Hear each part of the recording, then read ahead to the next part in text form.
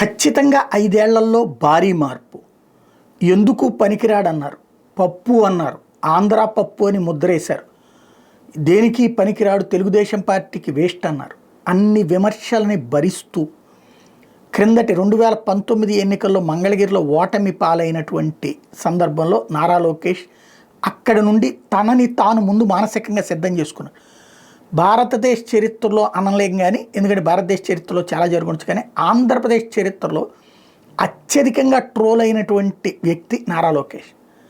ఆయన హావభావాలు, ఆయన నడక, ఆయన నడత, ప్రతి దాన్ని ట్రోల్ చేశారు. బట్ వాటి నుంచి ఆయన డీలా పడిపోయి పక్కకి వెళ్ళిపోకుండా తన లోపాలని అధిగమించుతూ వచ్చారు. ఒకటి, తనకి సంబంధించి భాషపరంగా ఇంగ్లీష్ మీడియంలో స్టాన్ఫర్డ్ లాంటి వాటిలో చదవడం వల్ల తెలుగు మీద రానటువంటి స్పష్టత కారణంగా ఇబ్బంది ఎదుర్కొంటున్నానని గమనించి అకుంఠిత దీక్షతో తెలుగులో సక్సెస్ అయ్యారు. ఇవాళ తెలుగులో అనర్గళంగా ఉపన్యాసం ఇవ్వగలుగుతున్నారు. అది లోకేష్ సాధించినటువంటి అంశం. రెండవది, ఒకసారి నియోజకవర్గంలో ఓడిపోతే పారిపోయి వేరే నియోజకవర్గాలు ఎత్తుక్కునేటటువంటి దశ నుంచి పోయిన చోటనే, అది కూడా సామాజిక వర్గంతో సంబంధం లేని బీసీలు అత్యధికంగా ఉన్నటువంటి నియోజకవర్గాన్ని ఎంచుకుని మొదటిసారి దెబ్బతిన్న, మరొకసారి అన్ని రకాల కులతంత్రాలు వేస్తున్న అక్కడే కూర్చుని విజయం సాధించారు లోకేష్. అది భారీ మెజార్టీతో. అది లోకేష్ సాధించినటువంటి రెండవ అద్భుతం. పార్టీ శాంతం ఏమైపోతుంది అన్నటువంటి దశలో అసలు పార్టీ తరపున మాట్లాడడానికి కార్యకర్తలు భయపడి నాయకులు బయటికి రావడానికి వణుకుతున్న రోజులలో పాదయాత్ర ద్వారా పార్టీని ఉన్నత స్థితికి తీసుకొచ్చి ఇవాళ 93% స్ట్రైక్ రేట్తో తెలుగుదేశాన్ని అధికారంలోకి తీసుకురావడంలో కీలక పాత్ర పోషించిన వాడు నారా లోకేష్.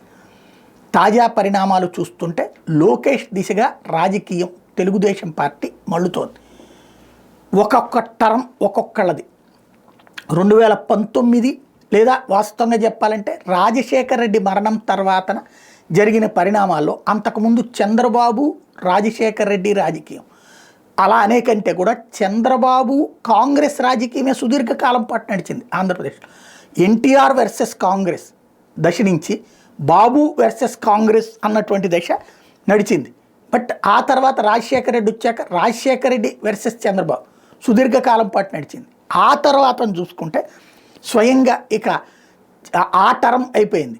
తర్వాత కాలంలో జగన్మోహన్ రెడ్డి తనని తాను ప్రూవ్ చేసుకుని సీఎం, ఎక్స్ సీఎం, ఒకప్పుడు ప్రతిపక్ష నాయకుడు, ఇట్లాగా కీలక పాత్రలోకి వచ్చారు.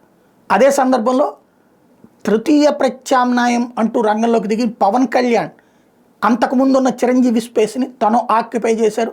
ఇవాళ అధికారంలో పంచుకుంటున్నారు.